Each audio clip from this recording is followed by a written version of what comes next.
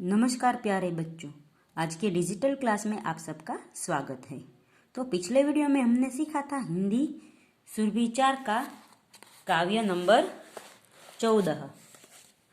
काव्य का नाम था कदम का पेड़। आज के वीडियो में हम इस काव्य का अभ्यास सीखेंगे और उससे पहले है कठिन शब्द, जिसमें से हमें समानार्थी शब्द पूछे जाते हैं।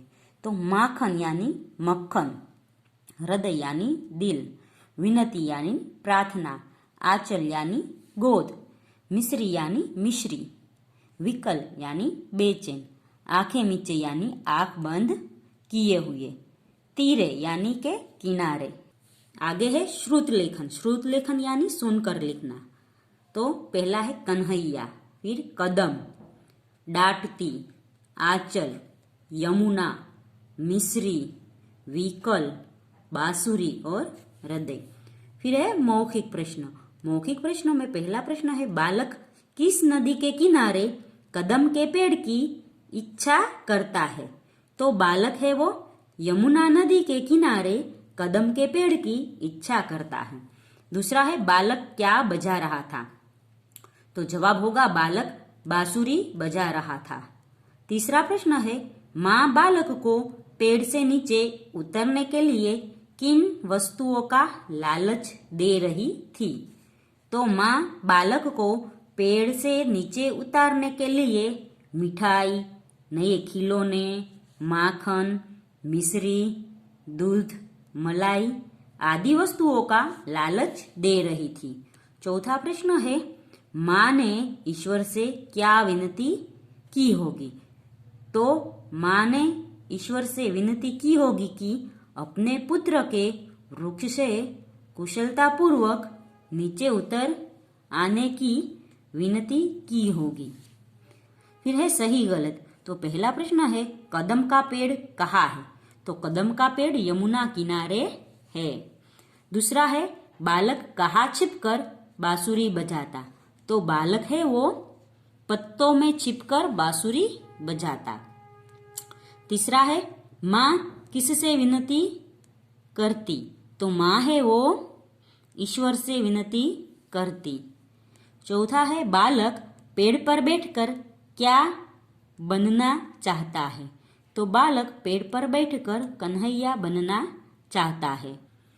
आगे का प्रश्न है कविता की पंक्तियां पूरी कीजिए। तो यहाँ पर है पहला तुम्हें नहीं कुछ कहता पर मैं चुपके चुपके आता, उस नीची डाली से अम्मा ऊंचे पर चढ़ जाता, वही बैठ फिर बड़े मजे से मैं बांसुरी बजाता, अम्मा अम्मा कह बंसी के स्वर में तुम्हें बुलाता। फिर ख है तुम आंचल फैलाकर अम्मा वही पेड़ के नीचे ईश्वर से कुछ विनती करती, बैठी आंखें नीचे, तुम्हें ध्यान में लगी देख में धीरे धीरे आता, और तुम्हारे फैले आंचल के नीचे छिप जाता।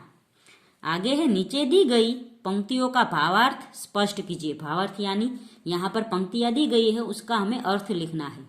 तो पहला है बहुत बुलाने पर भी माँ जब मैं न उतर कर आता, माँ तब माँ का हृदय तुम्हारा बहुत विकल हो जाता। तो इसका भावार्थ होगा माँ के बार बार नीचे बुलाने पर भी जब बालक वृक्ष से नीचे नहीं उतरता तो माँ बहुत बेचैन और परेशान हो जाती है। दूसरा है तुम घबरा कर आंख खोलती पर माँ खुश हो जाती, जब अपने मुन्ने राजा को गोदी में ही पाती। तो इसका अर्थ है माँ के बहुत कहने पर जब नीचे नहीं उतरता तो वह परेशान होकर आंखें बंद कर ईश्वर से प्रार्थना करने लगती है। अब बाद में वह घबरा कर जब आंखें खोलती है तो वह अपने मुन्ने को अपनी गोद में देखकर अत्यधिक खुश हो जाती है। प्रश्न नंबर 3 है, नीचे दिए गए प्रश्नों के उत्तर लिखिए। तो पहला प्रश्न है, बालक बंसी के स्वर में क्या कहकर बुलाना चाहता है? तो उसका जवाब है, बालक बंसी के स्वर में अम्मा अम्मा कहकर बुलाना चाहता है। 2 नंबर का है, कन्हैया क्या बजाते थे? तो कन्हैया बांसुरी बजाते थे। तीसरा है, माँ को आते देख बालक क्या करता है? तो माँ को आते देख बालक पेड़ पर चढ़ जाता है। चौथा प्रश्न है, माँ का हृदय विकल क्यों हो जाता है?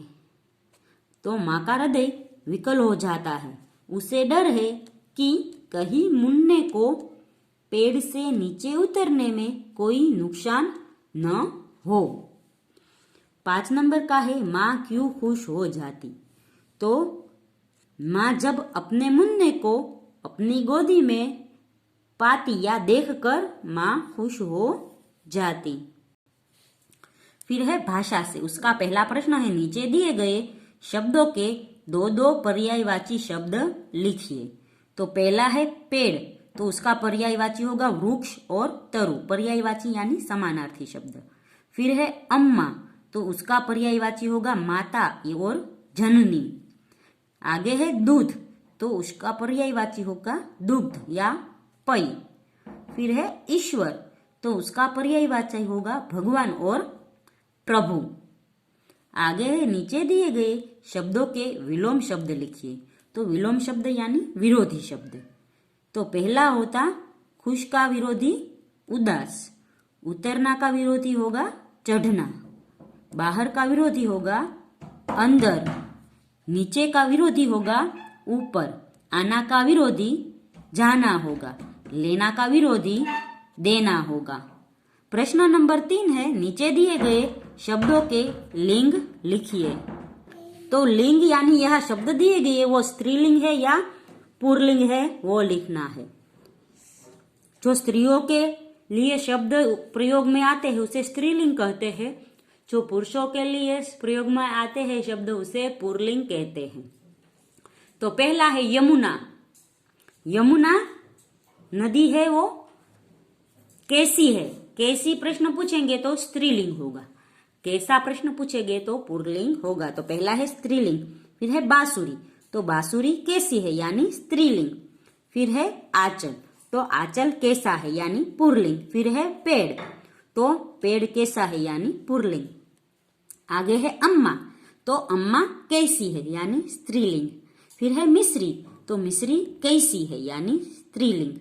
फिर है डाली, तो डाली कैसी है यानी स्त्रीलिंग। फिर है पत्ता, तो पत्ता कैसा है यानी पुल्लिंग होगा। तो बच्चों यहाँ पर काव्य खत्म होता है। अगले वीडियो में आगे का पाठ सीखेंगे।